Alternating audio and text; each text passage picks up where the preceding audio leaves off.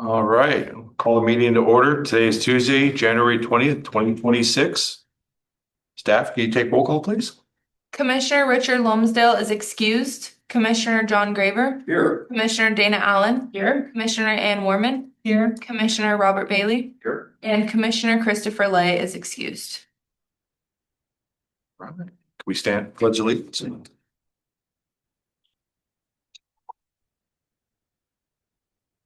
I pledge allegiance To the flag of the United States of America and to the republic for which it stands, one nation, under God, indivisible, with liberty and justice for all.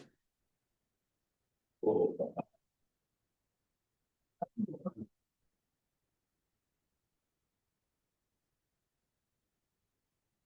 right. Has everyone had a chance to read the attachments? I make a motion that we approve minutes as written. A second. All in favor, say aye. Aye.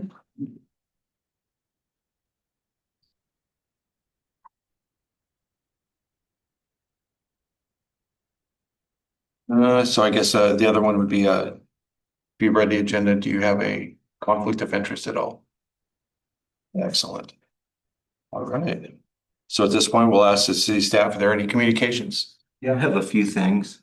And as Commissioner Allen pointed out, there was an error in the communications. We forgot to remove the certificate of appreciation for Bob Howard that was on last week. Both Drew and I were out sick several hours last week, so we missed a couple things. We have annexation update on here. So next Tuesday is really where everything sort of happens as far as the annexation goes. We had an open house in December, and it had about 80 people show up. So it's well attended. There's a lot of interest in it. The next Tuesday meeting will be a public hearing for the city council to decide whether they want to approve the annexation or not. If they do, that would bring in 309 parcels, and it's about 1,230 acres. So it's a big area. We had a land capacity analysis done to see whether or not we had enough land in the city to accommodate our housing needs. It's done by Thurston Regional Planning Council. And we were required to do that as part of some changes to the Growth Management Act. They found that we were about 2,500 units short with our current city boundaries. So that's one big driver of this annexation. And there are a few others, but I won't go into all of them. The next Planning Commission appointment, because we have a vacancy, will also be next Tuesday. So that'll be done by the mayor. Wanted to let you know, Cody and I have been talking about doing a city tour for the Planning Commission. So we want to do that, but we want to do it when it's not freezing out. So we're looking at probably March. And we want everyone to be in the same vehicle. Sometimes we'll do them in two separate vehicles, but I think in terms of driving around and showing you, development applications and things like that, it'd be better if we're all in one vehicle. So we'll probably rent a van for that.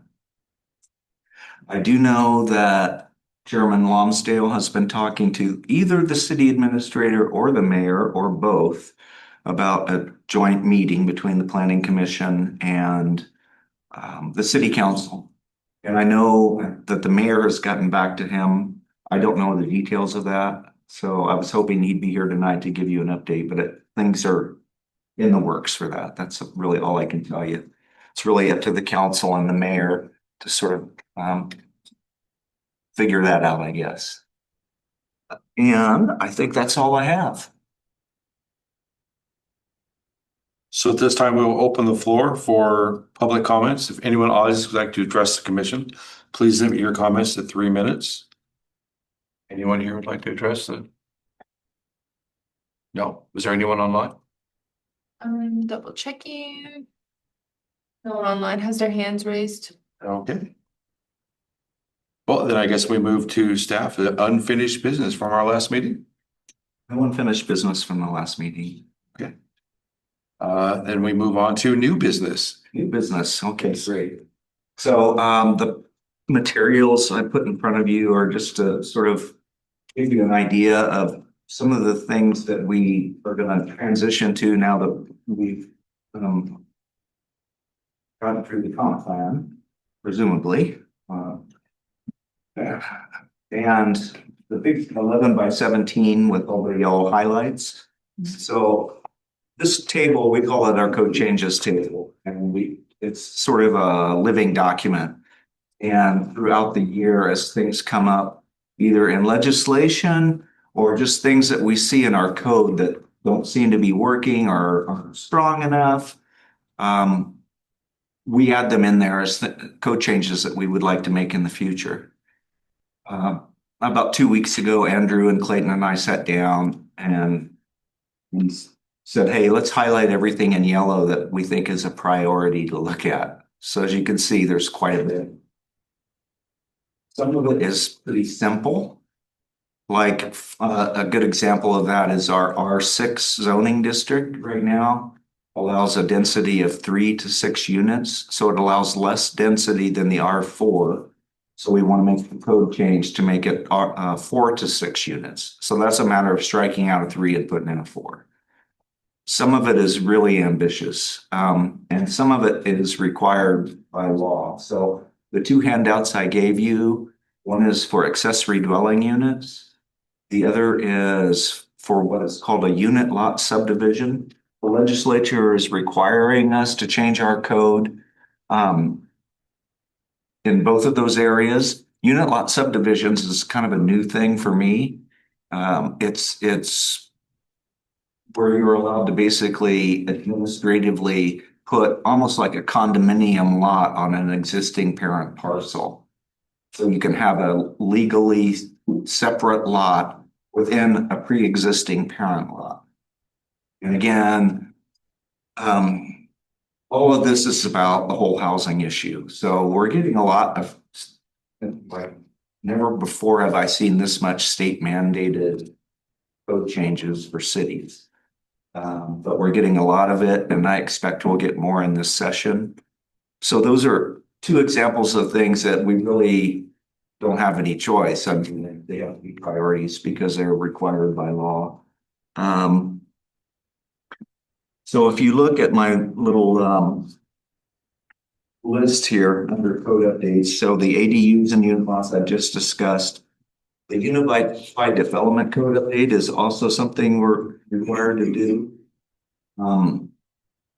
Unified Development Code is Title 18 in our municipal code. That is kind of the Planning Commission's code. Like anything that we change in Title 18 comes to the Planning Commission for a hearing. And we're looking to do kind of a comprehensive overhaul of the code. And kind of similar to the comprehensive plan, we're gonna make it so that it's more illustrated.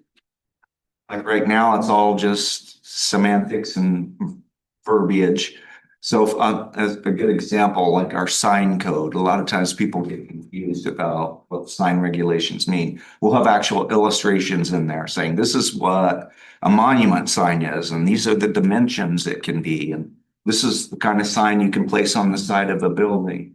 Or when people want to calculate their lot acreage, these are this is what that looks like, because it's actually not all that straightforward. They can take in right of way, they can take in this, they can take in that. So this is one where we will be hiring a consultant to help us.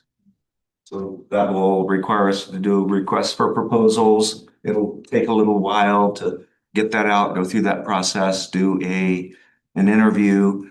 I was thinking we could have a member of the Planning Commission be on the interview panel. I'll kind of let you guys decide among yourselves as to whether that's what you want to do, and if so, who. Some big changes we'd like to make to the Unified Development Code. We would like to pull out the design criteria that are kind of peppered throughout various parts of the code and create a new chapter using the stuff we already have, but also task the consultant to see what we can do to improve it. We would like to put in a new affordable housing chapter that would be a standalone chapter. And we'd like to make some big revisions to our open space requirements. Right now, they're pretty soft. And one part of that is that we would also like to look at for very small subdivisions that require open space, eliminating that requirement, developing an in lieu fee program where they would pay into our park system to create something more usable and meaningful. A 4-lot small subdivision that has a tiny little piece of open space often doesn't really function.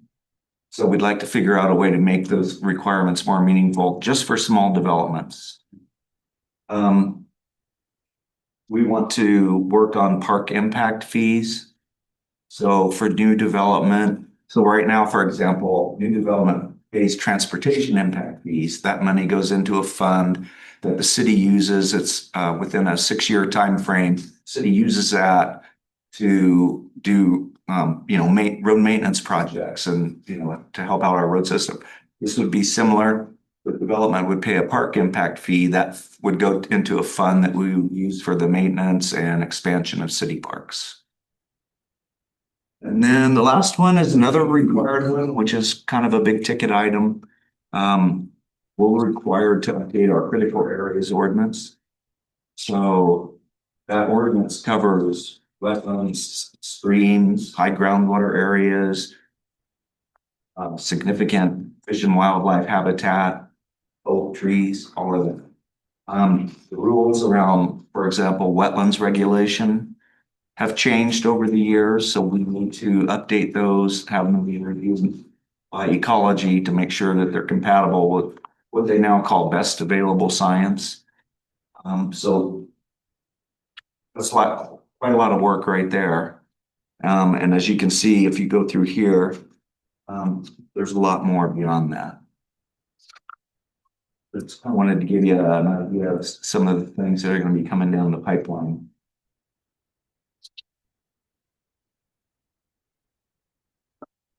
Well, that's your real quick question. Sure, of course. What defines a short subdivision? In our code, it's 9 lots or less. Okay. Yes. There are some places where it's 4 lots or less, but most have expanded to make it 9.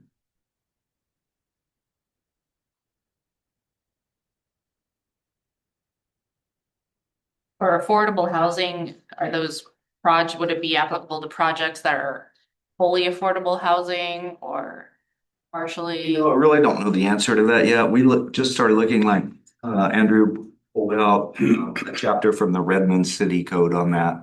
But I mean, it would be multifamily housing, I believe. I mean, That was the majority of, yeah. Townhome, all those townhomes, multifamily. But I don't anticipate that we would have a chapter that would require any multifamily development to be entirely affordable. I From a just, practical standpoint, that I don't know if we could get anybody to fill that kind of a requirement, but if there was a certain percentage that were affordable, it would definitely help get us down the road. I guess I'm trying to understand the reason for some chapter. I see reducing impact fees, that's honorable. But is there anything else? Like increased density bonuses kind of thing, or? Well, I mean, yes, I mean, we can provide incentives, but with the focus that we're getting on trying to require affordable housing right now, we have no requirements in our code. Oh, okay, so it's establishing requirements. Yes. Oh, okay, got it. Okay. And is that a chapter, We've tried various things, but is that a chapter that's now required by county? it's not a required state. chapter, it's an optional chapter. But in order to meet our housing goals. Yeah. Probably Some way need to it. implement it. Right now, we don't have. Yeah. It's a very tough cookie. The toughest things I found in the last few years of just being here is getting our housing developments with with the commercial pieces like at Tahoma Terra and getting full. One thing I think that you will like to hear, I read yesterday that there is a bill that they're looking at this session to require all residential zones to allow limited commercial, like I saw that. restaurants and hopefully mom and pop grocery stores. Now, I will say Tumwater has allowed that for a long time and it hasn't been taken advantage of, but you know, if it's there, at least it's a possibility. It gives the opportunity for people to think about different ways of managing the village rather than all commercial on one side and everybody drives to it. No. And then it has a traffic jam halfway through town. Yeah. No, I agree. I think, like I said, the little mom and pop store, they usually are like non-conforming uses. They wouldn't be allowed now, but they're actually the charm of the neighborhood. I really don't have much else. I just wanted to tee this up for you folks. If there's anything on here that in the list, and I know this is kind of a lot to look at just right off the bat, but be happy to try to answer any questions. Is it intentional that R4 is being changed to be the same as R6? Well, that would not be intentional if that's on there. I mean, we want R4 to stay exactly as it is, which is, Oh, just maximum 4 units, sorry. Yeah. Okay. So but yeah, we do want to change R6, like I said. it's minimum and max. Yeah. Got it. A little bit more definition. I see what you're saying, yeah. We I got still think that's gonna be a little tricky. But I can't come up with any better wording, but of getting like, there's, less. yeah, hitting exactly for the chances of a project hitting exactly for is tough, so they round up, round down. Round. Yeah. So, and I can't recall now if it's explicit in our code or not, but that's another thing that we want to do is clarify what the rounding mechanism process looks like. I mean, typically, if it's a, 0.5 or up, you round up. Right. So. We have some other things here, I guess, since we're just kind of walking down the list, but we want to change the appeal process for hearings examiners' decisions. Right now, the appeal goes to the city council. We would like to go with what other jurisdictions are doing to make it go to Superior. Because hearings examiner appeals are a really different thing for a council to deal with than the other matters that come before them, because they're really actually sitting as a quasi judicial body that need to make the decision according to the law. And it puts them in difficult situation because, the folks that come in, want them to make a decision for other reasons, So putting it in front of a judge, I think it just takes the burden off the council, and makes the process, I think kind of more legitimate overall because it is a legal process. We come up with little things like, for example, land use permit expiration. So those are like little niggling things that happen all the time where it's like, oh, this thing's been dormant for 7 months, Usually a permit expires after 180 days because we want to get that kind of thing out of the queue. But an expiration process always has component to it where if someone's permit is about to expire, we will offer an extension, but it just keeps the applicant on the ball as keeping things moving.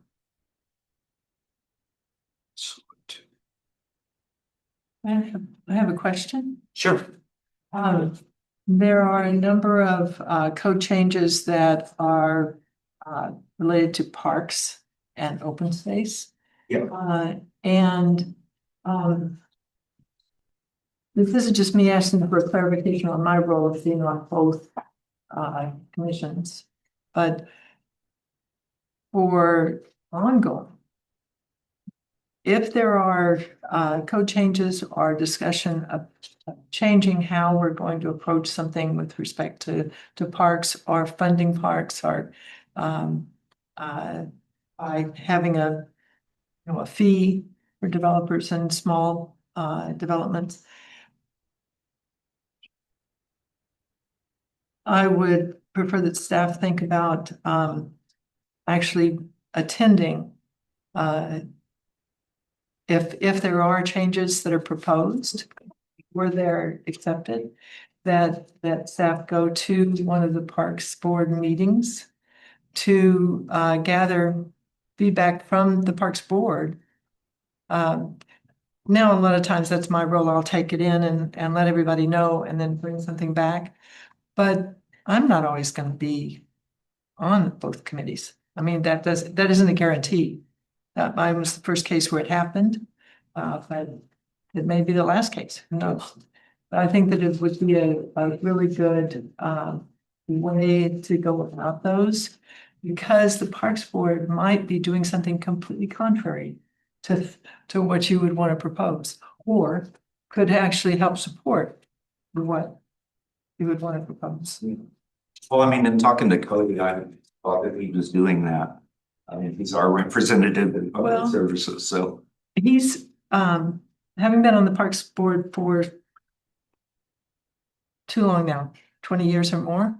I can tell you that there wasn't always a Cody that attended the Parks Board meetings.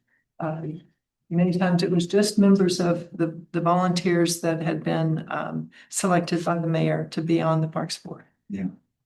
And so there wasn't a staff member from the planning staff or the project staff that would consistently be there. But I think that it'd be advisable to have some way to formalize that communication. Simply because if it's left in this informal manner, and I really do retire someday, things might not work the same under a new administration if Cody's not there or. Yeah, well, I mean, I'll talk to Cody about it, but I mean, right now he is there and he represents us, but I'm happy to come to any Parks Board meeting and talk about these issues. But I'm saying that I think it should be something considered by staff to initiate, and maybe talking to Cody about how to go about that. Because it's ongoing that I'm concerned about, not just, Yeah.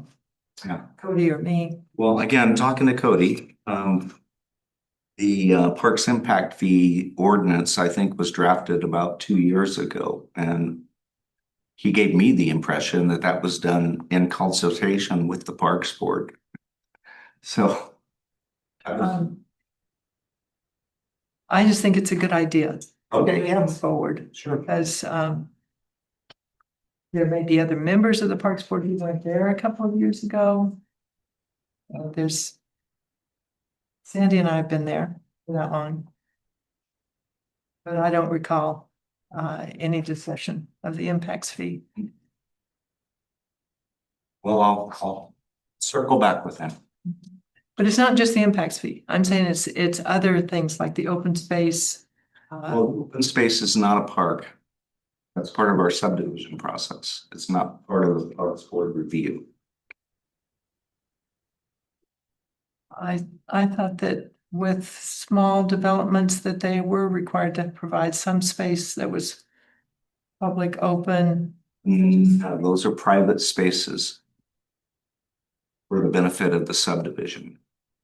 So they're distinct from the park. So the only two things we're looking at for parks are related to obtaining fees for parks. Not changing any regulations about how they're developed or how they're regulated. It's just trying to find avenues to get fees to help fund and improve parks. Okay.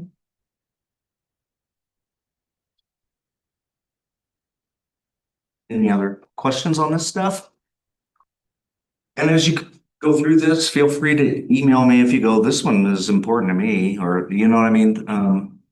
there are things that you think are more important than others. Part of the process is, part of the more difficult process of this is, again, as I said, we have some things we have to do. So that has to go on the priority list, but trying to figure out the right mix of the low hanging fruit and the things that we have to do.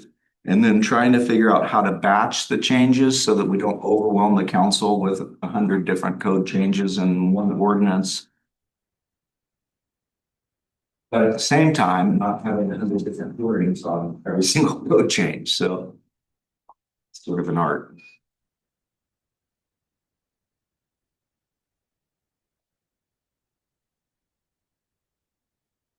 Andrew and Clayton. So Andrew is going to be the lead on the ADU chapter. Clayton is going to be the lead on the plot chapter. And I'm hoping that both of them can, next month, sort of come in with, something to start with. Their code changes.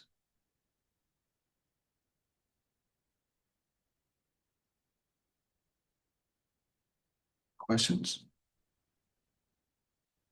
No. If we move on to. Oh, I'm sorry, may I say one more thing? Sorry to interrupt you, but I forgot to mention that Chris has already presented you with some potential code changes. And those will be thrown in the mix with this, so they'll probably be one of the first things we bring. He and Andrew and others worked real hard on building and structure. So. Too hard. So I'm sorry, that's it for me. Fine. So we move on to public hearings. Doesn't look like there are any. No hearings. Hearings. So it looks like there is a proposed motion to move forward with approval of the 2025 comprehensive plan to the city council. That's another oversight. I apologize. Okay. That sounds familiar. Yeah. And may I comment on the comprehensive plan that we are moving forward? Yes, okay.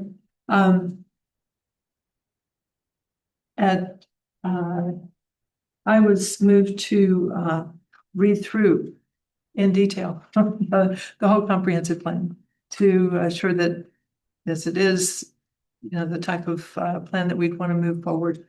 And I found that I'd like to bring up one inconsistency, which is not, it is an edit that I had requested with respect to a map in the transportation section. It's the last map in the transportation section. I believe it's page 17 or something like that. And I would want to say that this is probably not an issue to anyone except for those of us that are dealing with the trail and on the parks. But in that section, it shows that the contiguous trail from the Tenino, Rainier, Yelm Trail all the way across Mosman and then across the Yelm Avenue is shown as completed and in place all the way straight through. And I would love that to be the case, but we still have a capital facilities plan project to do an overpass. Yeah. And to build that contiguous stretch. And so it's just to me, it's always a reminder that when others see that, they'll think, oh, it's already done. Yeah, But it's not done. I remember that conversation, and we specifically tasked FCJ to make that correction, and It has been corrected. It's just that you have to zoom in pretty far on that image to differentiate. Zoomed in But it has been this big in front of corrected. it has been corrected. And so when it's actually published, it is going to have the dotted lines It should have the dotted line. and as well as it. Yeah, well, it is complete up to those points. So it's only like one dash because it is such a small section. I mean, when you're on the ground, it's, 50 feet, but on a map to that scale, it's very small. So it might be hard to see, but on the adopted plan, it will be. It's more visible. We'll look at it again. If we can figure out a different way to make it look better, we will. I mean, that's the kind of change we can make even after you guys have worked to improve it. That's the only one I really went, oh, it's just the inconsistency. Yeah, there's two spots, the Mosman And, and then 507, 510. and that, oh, it's 510 actually. Yeah. But, yeah, if possibly using the dotted line from the beginning before Mosman all the way across to, across Yelm Avenue might make it more explicit, because in order to make it contiguous, that entire stretch would have to probably be lifted up or redone. So we don't have a design yet, so we don't know, but that might be a way to alleviate that inconsistency. Okay. Yeah, we'll take a look. Yeah, I mean, that's what it was meant to look like. So But appreciate it. I can tell you that the rest of it, except for, like you said, how do you implement the housing plan goals? That's not as clear. But if we're going to work on that this next year, that's in terms of the code changes, then that's a good thing. Yeah. Come up with some ideas. Absolutely. It's not gonna be easy. But that's all I had. Comprehensive plan, I take it is gonna go to council. So my plan is probably within no more than 4 weeks of next Tuesday's hearing. A lot of what's in our comp plan was drafted on the assumption that annexation would occur, but we're not gonna adopt it until we really know.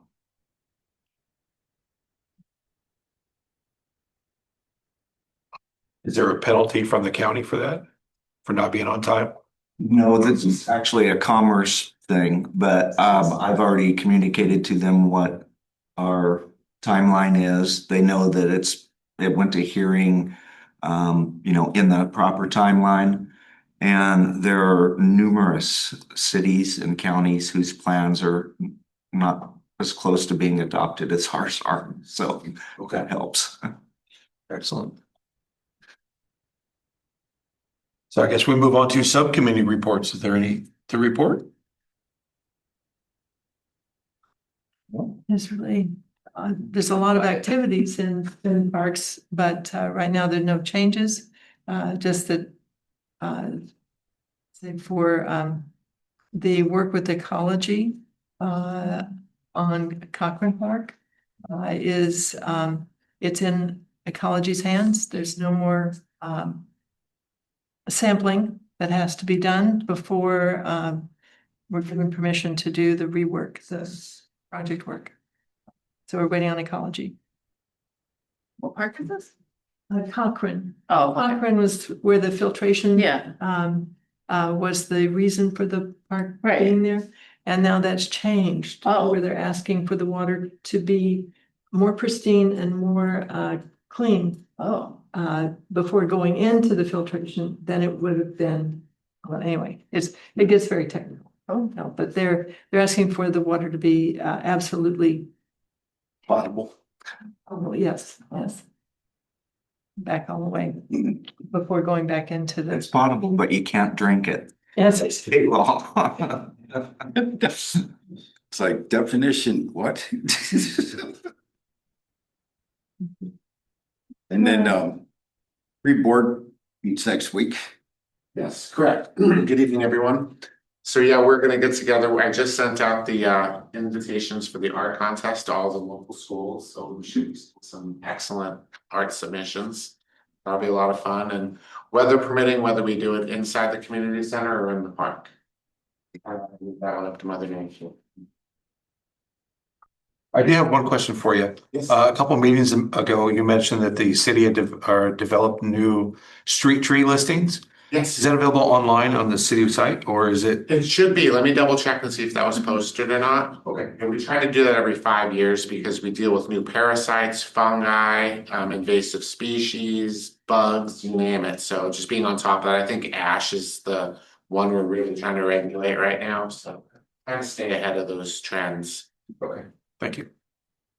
With like crazy big birds. Right.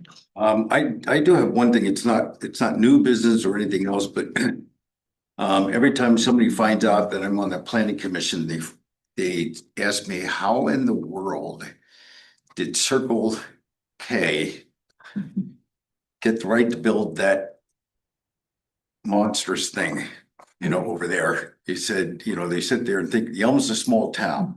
I thought we got rid of the big plans when Walmart came in. And I'm kind of going, well, we haven't honed down that far, but yeah, there's a lot of people that are really not excited about seeing that thing, coming in, and hopefully they don't try and pull the same thing the other place did with the lights. Because when they first came in, it was like a lunar landing site. It was crazy. Yeah, they're required to have an approved lighting plan. I hear that about coffee shops. I hear that. I mean, it is a big, and it, of course, right now, the way it looks under development, of course, it's big. I mean, it's like the size of the shell. Yeah. And all I can really say when people ask me that kind of question is that it was allowed by our code. That's what I say. Our code. And they keep saying, when are you going to change it? Yeah. But anyway, I just want to tell you what I'm hearing out there. Oh, I bet. Yeah, we hear it all the time. I don't have Facebook, but I get reports. Lucky you. That's all I had.